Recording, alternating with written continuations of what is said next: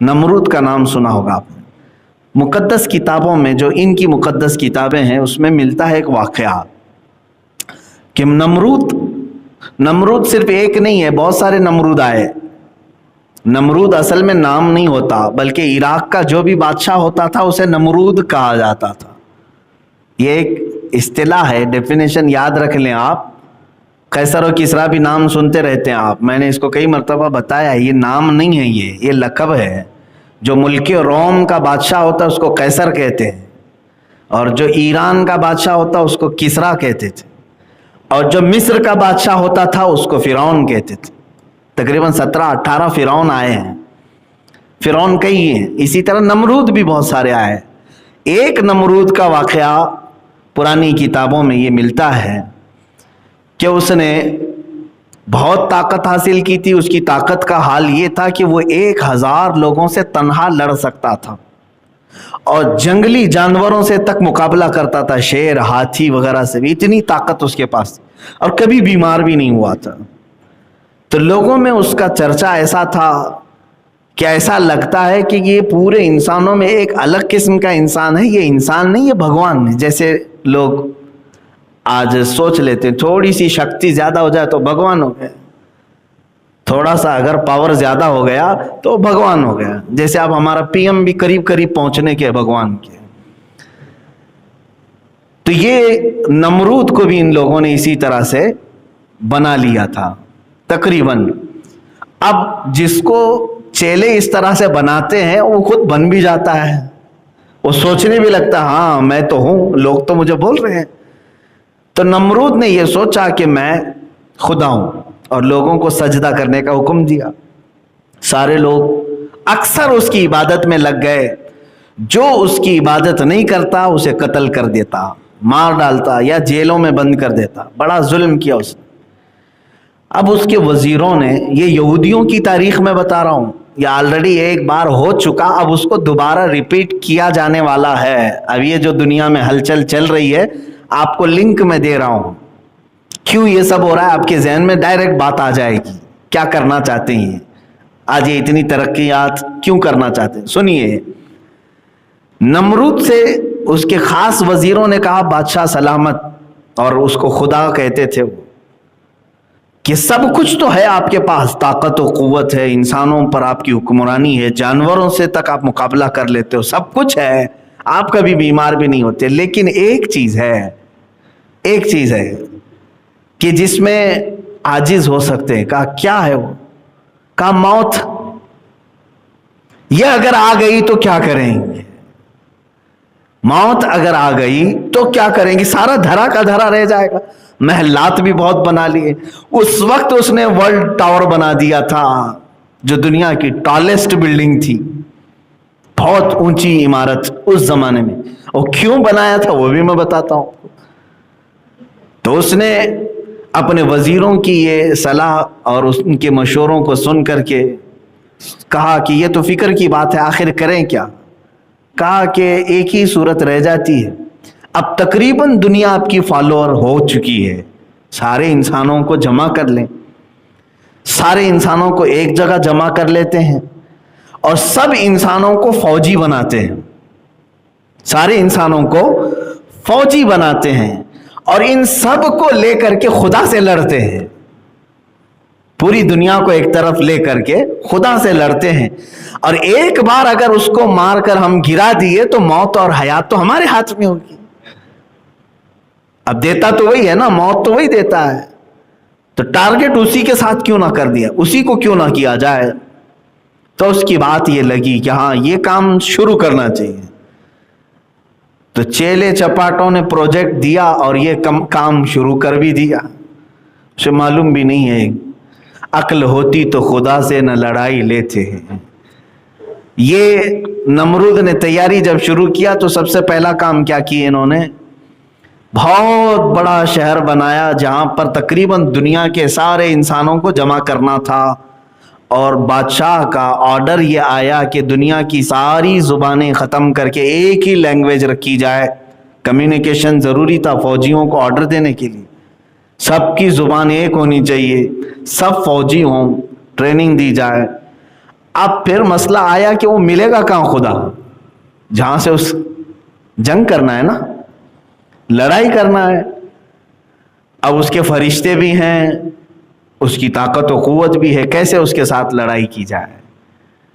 میرے عزیزو، یہ عجیب سی مزے کی بات ہے کہ دنیا نے یہ تک سوچ لیا اپنے ہی پیدا کرنے والے کے ساتھ لڑائی کے لیے. اس کے بعد وزیروں نے کہا کہ سنا آسمانوں پہ رہتا ہے، بڑی عمارت کیوں نہ بنا لی جائے جو آسمان تک پہنچتی ہو. تو اس کام کے لیے یہ ٹالسٹ بلڈنگ بنی. دیکھتے ہیں جتنی لمبی بن جائے. بنائی اور بناتا رہا. فوج بھی جمع ہو گئی، لینگویج سب کی ایک ہو گئی، زبان سب کی ایک، کرنسی بھی سب کی ایک ہی سکہ چلے گا، باقی کسی کی نہیں. حکومت صرف ایک ہی نمرود کی تھی. اب اس کے بعد اسے اس بلڈنگ میں چڑھنا تھا، چڑھ کر کے اوپر سے دیکھنا تھا کہ خدا ملتا ہے کہ نہیں ملتا. نہیں ملے تو اور بلڈنگ کو بڑھائیں گے، جہاں وہ مل جائے لڑائی کریں گے. معاذ اللہ رب العالمین. کبھی کبھار میں یہ بیان کرتا ہوں تو حیرت بھی ہوتی ہے، لیکن یہاں بات یہ آئی ہے، اللہ نے جو فرمایا نا واللہ اشد بأسا، اور اللہ جنگی طاقت میں بہت سخت ہے، اس پر میں عرض کر رہا ہوں. دیکھو اللہ کی جنگی طاقت کیا ہے. آج ابھی کوئی اتنا بڑا نمرود آیا نہیں ہے جو پوری دنیا کو اکٹھا کر کے سارے یہ کام کر لے. اس زمانے میں وہ کر چکا تھا. اب جب اس عمارت پر وہ چڑھنے لگا، اب جو بائبل وغیرہ ان کی پرانی کتابیں اس میں یہ عبارات ملتی ہیں، آیات ملتی ہیں. قرآن و حدیث میں تو اس کا تذکرہ نہیں ملا. اسرائیلی جو روایات ہیں یا جو پرانی کتابیں ہیں اس میں یہ ملتی ہے بات. اللہ تعالیٰ نے فرمایا اپنے فرشتوں سے کہ اے ملائکہ آ جاؤ، ہم بھی ذرا دیکھیں کہ ہمارا ایک بندہ ہم سے جنگ کا ارادہ کیا ہے. اللہ تبارک و تعالیٰ نے فرشتوں سے فرمایا تو ملائکہ سب کے سب اللہ کی بارگاہ میں عرض کرنے لگے کہ اے رب ذوالجلال، ایسے شخص کو کیوں نہ ہم ہلاک و برباد کریں. اللہ تبارک و تعالیٰ نے نہ اپنے لاکھوں کروڑوں اربوں فرشتوں کو، جن کی تعداد کا علم ہمیں بھی نہیں، بارش کے قطروں سے زیادہ اللہ کے فرشتے ہیں، بہت، ان کی تعداد کا کوئی اندازہ نہیں کر سکو گے آپ. اللہ تعالیٰ نے ان لاکھوں کروڑوں فرشتوں میں سے ایک فرشتے کو صرف دنیا میں بھیجا. سب نہیں، ایک فرشتے سے کہا کہ اے میرے فرشتے جا تو دنیا میں اس کی بنائی ہوئی عمارت اور اس کی فوج کا معائنہ کر کے آ جا، جائزہ لے کر کے آ جا. تو فرشتہ نیچے اترا. ایک بات یاد رکھیں، فرشتے اپنے رب تعالیٰ کے خلاف کوئی چیز برداشت نہیں کرتے. لا یعصون اللہ ما امرہم، وہ ہرگز اللہ کی نافرمانی نہیں کرتے. یہ تو اور بات ہے کہ اللہ فرشتوں کو بار بار روکتا ہے کہ بندوں پر عذاب نہ ڈالا جائے. اللہ کے روکنے سے وہ رکے ہوئے ہیں. اور اگر فرشتوں کے ہی ہاتھ میں سب دے دیا جائے کہ جو جو گناہ کرے تو پھر وہ برابر ٹھکانے سب کو لگا دیں گے، ہر دن روز ایک ٹھکانے پہ لگے گا. یہ اللہ کی مہربانی ہے، اس کی رحمت ہے جو روک کر رکھتا ہے، اپنے بندوں کو مہلت دیتا ہے. ایک فرشتہ آیا، اس نے دیکھا یہ جنگی تیاری کو، اور پھر کس سے جنگی تیاری؟ اللہ سے، جس نے خود ان سب کو پیدا کیا، ان کو سانس دے رہا ہے، ان کو زمین بچھا کر دیا، ان کو آسمان کا ستون بغیر ستون کا چھت دیا، اور اس سے لڑائی کے لیے. تو وہ روایات یہ بتاتی ہیں کہ وہ فرشتے نے جلال میں آ کر صرف اپنے پر زور سے ہلائے، پوری عمارت زمین میں دھس گئی، پوری عمارت چلی گئی. اور اس میں جو جمع فوجی تھے وہ ہزاروں کی تعداد میں خاکستر ہو گئے، اور نمرود کی پورے چھیتڑے اڑ گئے، ختم. اور پھر اس کے بعد رب تعالیٰ نے فرمایا کہ جتنے جمع ہوئے تھے سب کی زبانیں الگ الگ کر دو، سب کی زبانیں بدل ڈالو. تو سب کی زبانیں فرشتوں نے بدل ڈال. یہ کیا کہہ رہا اسے سمجھ میں نہیں آ رہا، وہ کیا کہہ رہا ہے اس کو سمجھ میں نہیں آ رہا. آج بھی وہ حکمت باقی ہے پوری دنیا میں. یہ جو ہزاروں زبانیں ہیں اس کی ایک وجہ یہ بھی ہے کہ سب مل کر کے فتنہ نہ کریں، سب مل کر کے فتنہ نہ کریں. اس لیے یہ تمام چیزوں میں اختلافات ڈال دیے گئے، زبانوں کا اختلاف۔ میرے عزیزو، ایک تاریخ یہ ہے، یہ ہو چکی بات۔ اب اللہ کی جنگی سختی آپ نے دیکھا، جنگی طاقت، اللہ فرما رہا ہے واللہ اشد بأسا، اللہ جنگی طاقت میں بہت سخت ہے، وہ اشد تنکیلا، اور اس کا عذاب بہت زبردست ہے۔ یہ تو بہت چھوٹی سی بات ہم نے دیکھی۔ اسی طرح سے رب تبارک و تعالی کبھی بھی اپنی جنگی طاقت کے پورے مظاہر دنیا میں نہیں اتارے آج تک۔